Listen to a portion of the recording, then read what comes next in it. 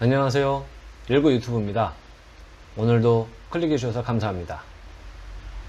오늘 영상은 제가 전에 한동안 정성을 들였었던 자동차 리스토어에 관해 영상을 찍어볼까 합니다. 자동차에 관심이 많고 하다 보니 재미나게 취미 삼아서 내 개성을 살릴 만한 차량이 없을까 생각하다가 우연찮게 출시된 지 20여 년이 넘는 갤로퍼 차량에 관심을 갖게 되었습니다. 지금도 많은 분들이 오래된 연식의 차량을 복원하는 취미를 가지고 덤벼들고 계시는데요.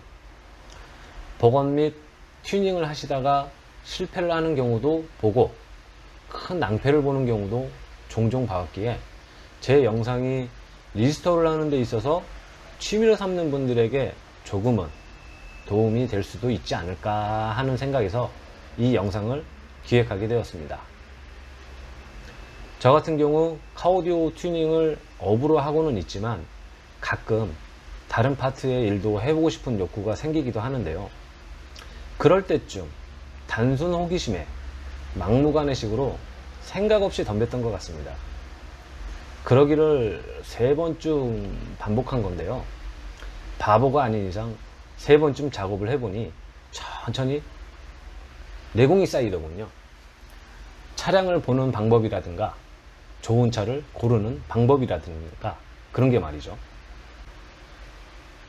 타겟으로 삼은 차량이 갤로퍼 차다 보니 오래된 연식이라는 것 때문에 정비 지식이 없는 와중에 차량을 선별해야만 했습니다. 엔진이 어떤지, 미션은 어떤지, 뭐 그런 등등. 정비사가 아닌 이상 제가 아무리 봐도 잘 모르겠더군요. 그냥 시운전 해보고 잘 가고 브레이크 잘 잡히고 해서 구입을 했었습니다.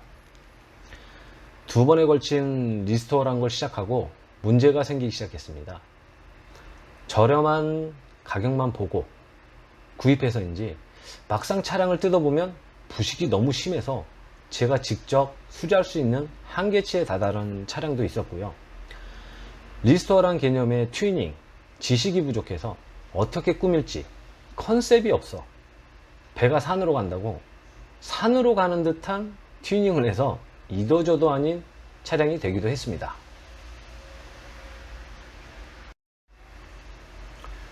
그렇게 갤로퍼 차량에 꽂혀 목마름에 울부짖고 있을 때 NX 사이트를 매일매일 뒤지던 중 부산에서 정말 깨끗해 보이는 갤로퍼를 보고 영입하게 됩니다. 구입한 내용을 말씀드리자면 일단 거리가 너무 멀어서 부산에 사는 아는 동생에게 부탁하고 차량을 먼저 봐달라고 어느 정도 차량이 확인된 후에 부산으로 바로 달려갔습니다. 그렇게 해서 영입된 차량이 보시는 갤로퍼 1 96년식 오토미션인 7인승 차량입니다. 구형 차량이지만 갤로퍼 차량만 해도 여러 종류가 있습니다. 2인승인 화물 차량, 5인승인 승용 차량, 롱바디를 가지고 있는 6인승 차량, 7인승 차량, 천장이 유독 높은 9인승 하이루프 차량까지 있고 거기서도 오토 차량과 수동 차량으로 나눠집니다. 또한 큰 폭으로 전기형 차량과 후기형 차량으로도 나눠집니다. 아무래도 나이가 나이인지라 무릎 연골 나가지 않을까 싶어 수동 차량은 제외했으며 2인승 화물 차량 또한 매물이 없어서 제외했습니다. 일명 숏바디라고 불리는 차량들이 2인승, 5인승 차량입니다. 9인승 차량은 천장 모양이 너무 툭 튀어나와서 나중에 루프 캐리어라든지 텐트 등 올리기 불편할 것 같고 모양도 그렇게 이쁘진 않아서 제외시켰습니다. 여러 대의 차량을 유지할 형편은 되지 못해서 기존에 타던 차량을 판매하고 갤로퍼 차량을 구입해서 남은 돈으로 리스토어 비용을 쓸 생각이었습니다. 솔직히 이때까지만 해도 그냥 취미 활동 정도로만 생각하자였기 때문에 큰돈 들이지 않고 즐기자는 마인드로 접근했던 것 같습니다. 그렇게 차량을 구입해오고 이젠 제 마음대로 시간 날 때마다 미친 듯이 뜯기 시작했습니다. 모든 튜닝은 법규에 어긋나는 것들은 일체 하지 않았음을 먼저 말씀드립니다. 처음 구입해올 당시 여기저기 많이도 확인을 했습니다. 북쪽 끝 마을에서 남쪽 끝 마을까지 가서 차량을 구입해 오는지라 정말 꼼꼼하게 확인을 하고 구입했습니다.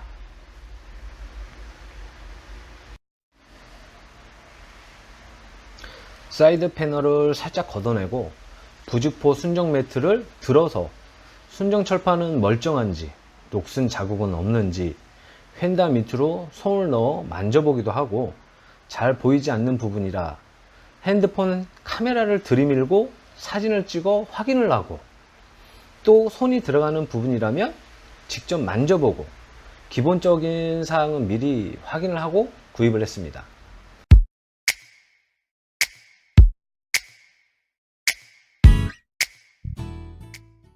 정말 깨끗한 차량이었는데요. 아직까지도 이 정도로 깨끗하고 관리 잘 된 차량은 보지 못한 것 같습니다. 전에 차주님의 연세가 70세라고 하시던데 키로수를 보시면 아시겠지만 20여 년이 넘는 차량이라고 하기엔 상당히 짧은 키로수였습니다. 구입할 당시 키로수가 매우 짧다는 데 있어서 큰 메리트를 느끼고 구입한 차량이기도 합니다. 벌써 세 번째 차량이기 때문에 부식만 없으면 새 차 구입하는 거 아니니까 정비를 하면서 타자라는 생각이었습니다. 모두 뜯어놓고 보니 역시나 잘 구입한 차량인 것 맞는 것 같습니다. 바닥면에 보시는 모든 철판, 차량에 물을 빼는 용도의 뚜껑 하나까지도 마치 새 것처럼 깨끗한 상태였으니까요. 그래도 연식 있는 차량이어서인지 바닥 부직포 매트 걷어낼 때는 말라붙은 그 본드의 먼지가 날리는 것 때문에 대형 선풍기를 틀어놓고 작업을 해야만 했습니다. 당연히 마스크도 쓰고요. 그렇게 저는 바닥면을 깨끗하게 닦고 말리고 한 두어 번 반복한 다음에 실내에 언더코팅제를 입혔습니다. 나중에 하체 언더코팅 작업도 진행을 하긴 했지만 이왕 뜯은 김에 앞으로도 계속 부식이 올라오지 않도록 하기 위해서 언더코팅 작업을 실내만 두 번 정도 해주었습니다.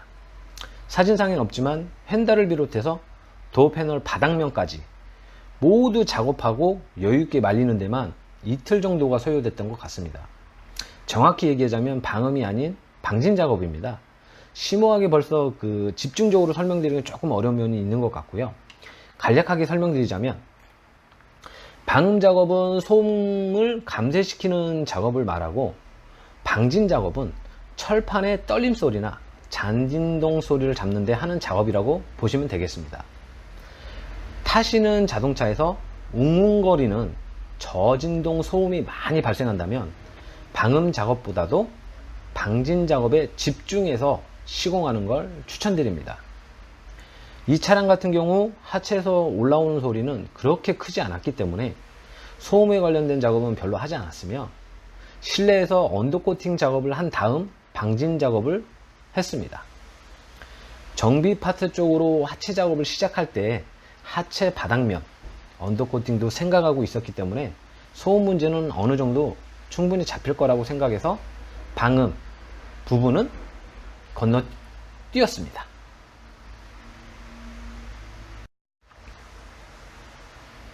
여기까지 작업한 내용이 시간 날 때마다 조금씩 진행을 해온 것이지만 약 한 3일 정도의 시간이 걸리지 않았나 하는 생각을 합니다. 아니 이거 작업하는데 무슨 시간이 그렇게 많이 들어가느냐 하실 수 있는데요. 문제는 언더코팅제였습니다.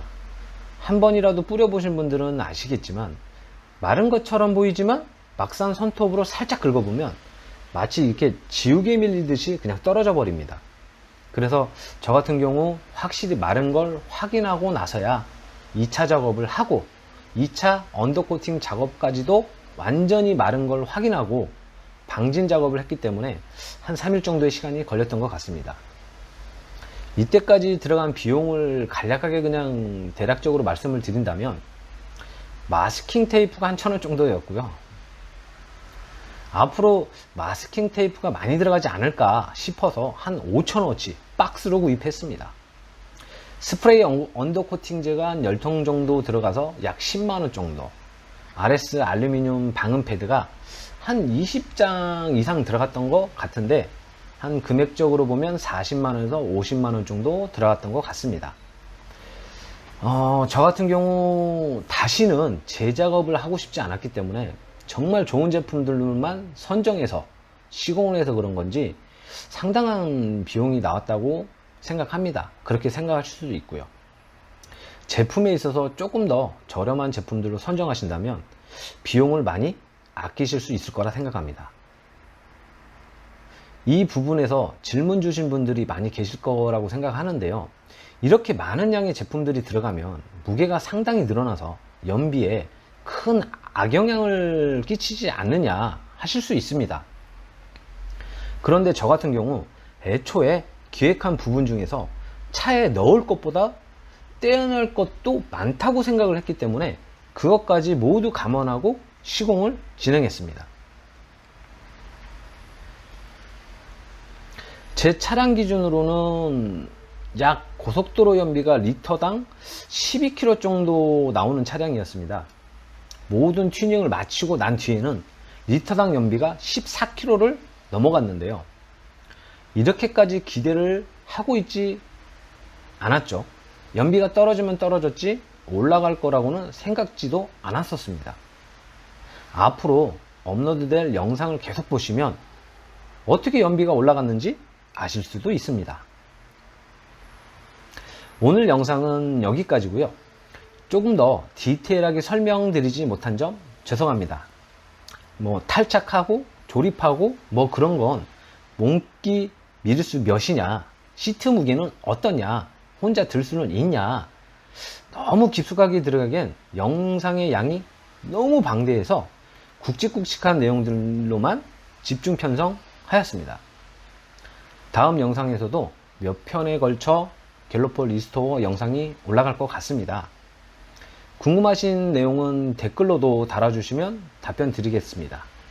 제 매장을 아시는 분은 찾아오셔도 제가 아는 선에서 친절하게 답변 드리겠습니다. 내용 중에 궁금한 부분이나 보강했으면 하는 부분 댓글로 남겨주세요. 보강할 수 있는 부분이 있다면 참고하고 영상 다시 올리겠습니다. 구독과 좋아요는 영상을 만드는 데 큰 힘이 됩니다. 시청해주셔서 감사합니다. 19 유튜브였습니다.